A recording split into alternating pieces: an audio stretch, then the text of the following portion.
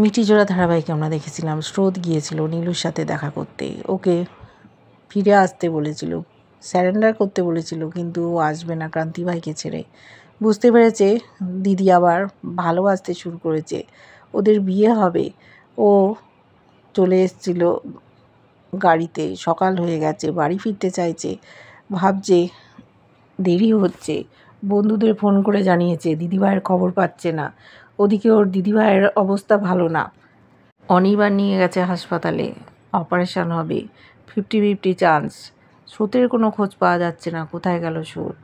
সার্থক জানতে পেরেছে পুলিশের কাছ থেকে যে স্রোত রাতের বেলা হাইওয়ে দিয়ে গাড়ি করে যাচ্ছিল, পুলিশ পেছনে যাচ্ছিল, কিন্তু কোথায় যেন হারিয়ে গেল, চলে এসেছিল বন্ধুদের কাছে, জানতে চেয়েছে স্রোত কোথায়। আত্মীয় তো জন্মদিন না, ওরা ভয় পেয়ে গেছে, সঠিক কথা হয়তো বলেনি। স্রোতও বুঝতে পেরেছে সার্থক এবার অশান্তি করবে, তাই ওর শ্বশুরমশাইয়ের কাছে সাহায্য চেয়েছে। শ্বশুরমশাই জানতে চেয়েছে তুই কী করেছিস।